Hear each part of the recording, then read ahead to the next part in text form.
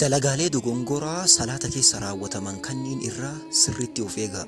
Dalagaaleen kunniin salaata keessan isin jalaa balleessu. Dalagaaleen kunniinis kanneen armaan gadiiti.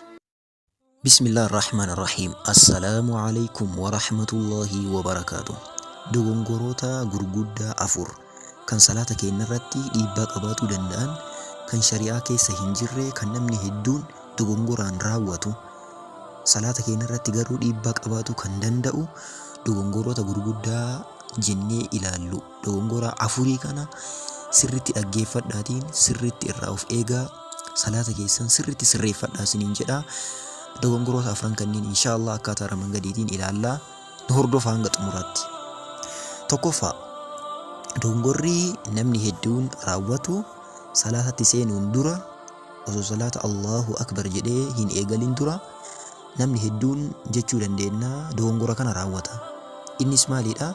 Astaghfirullah, astaghfirullah, astaghfirullah jedhaniitiin salaatatti seenuudha. Takki namoonni biroo jecha biroo qaaqu. Innis maalidha? Nawaytu an usalliya, salaata akkasii akkasii, salaata akkanaa salaatuudhaaf niyyadhe jedhanii dubbatan namoonni biroo. Wanti akkanaa shari'aa keessa hin jiru. Salaata eegaluun dura wanti jedhamu wanti tokkos hin jiru. Salaata Allahu akbar jennee osoo itti hin seenin dura zikriin jedhamu homaayyuu hin jiru. Nabiyyiin keenya sallallahu alaihi wasallam salaata isaanii eegaluun dura akkana jedhaa turan kanuuf jedhameetiin hadiisni dhufe hin jiru. Sababa kanaaf wanti kun bid'aa keessa nu galcha. Bid'aa jechuun baasa jechuu. Waan shari'aan as dura hin beekne, waan shari'aa keessa hin jirre raawwachuu jechuudha. Bid'aan immoo gara ibiddaa nama geessuu danda'a, Rabbi irraa nama fageessaa jechuudha. Nabiyyiin sallallahu alaihi wasallam hadiisaan maal jedhanii? Iyyaakum wa muhdathaatil umuur. Wanta haarawaa dhufe, wanta guyyaa keessa dhufe irra lubbuu keessaan fageessaa jedhani. Kanaaf salaatatti seenuun dura astaghfirullah, astaghfirullah, astaghfirullah wanti jedhamu hin jiru jechuudha. Astaghfirullahiin kan jedhamu erga salaata xumuran booda, erga salaama baafatanii assalaamu alaykum wa rahmatullah erga jedhanii xumuran booda astaghfirullahi yeroo sadii jedhama malee salaata eegaluudhaan dura astaghfirullah hin jedhamu. Dogongorri tokkoffaan kan namni hedduun raawwatu dogongora kana irraa of eegaa. Lammaffaa, erga salaatatti seenee namni gariin akkaataan harka inni kaa'atu akkaataa dogongoraa wayiitu jira. Innis maali? Harka isaanii ciqilee irree isaanii gubbaa kaa'atudha. Harka isaanii ciqilee irree isaanii gubbaa kaa'atuun akka shari'aatti hin dhufne. Akkaataan shari'aa akkaataa harka itti kaa'atani akkaataa sadii. Tokkoffaani harka keenya, harka shanacha keenya kana jechuudha. Naannoo keessanitti afaan kamiin akka uumamu beeku, garuu naannoo keenya shanacha jedhaniini shanacha keenya gubbaa kaa'achuudha. Tokko isa. Lammaffaa, shanachuma gubbaa keenya akka nama isa hidhee qabuutti isa hiinee qabuudha. Isa hiinee qabuudha.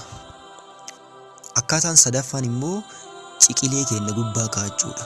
Ciqilee yoo jennu iddoo harki keenya itti cabu san osoo hin gahiin jidduu sanitti irra kaa'uu dandeenya jechuudha. Inshaallah fotoo irratti ilaaluu dandeettanii san akkaataa armaan gadii kanaan, akkaataa sadan armaan gadii kanaan qofa danda'ama.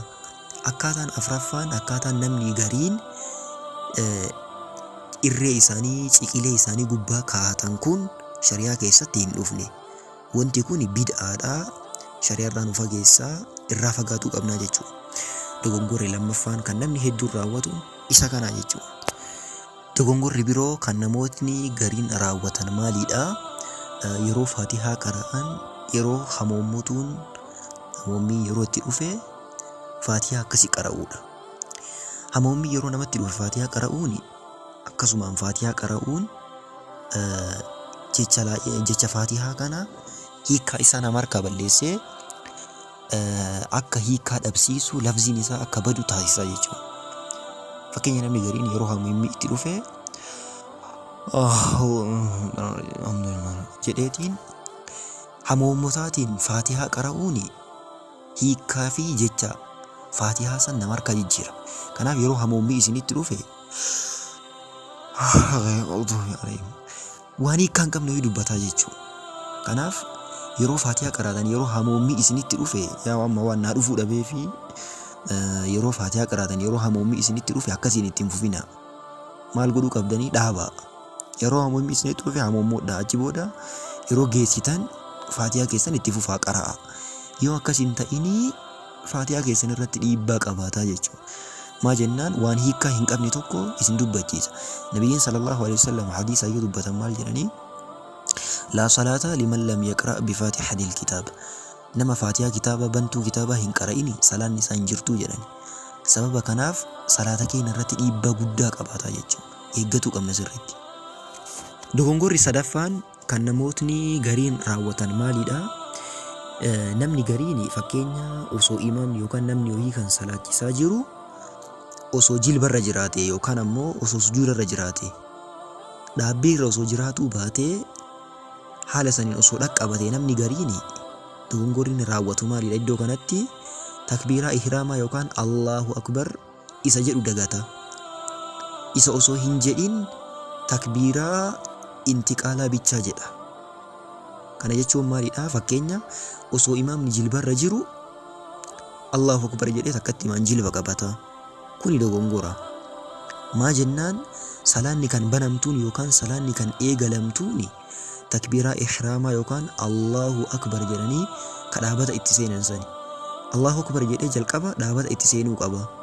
Ittaansee Allahu akbar jedhee jilbaaf deemuu qaba jechuudha. Malee osoo Allahu akbar jedheetiin salaata isaa hin eegalin Allahu akbar jedhee jilbaaf lixuu yookaan jilbaaf deemuu hin qabu jechuudha. Jalqaba Allahu akbar jedhee salaata isaa erga bane booda Allahu akbar jedheetiin gara imaamni jirutti adeemaa jechuudha.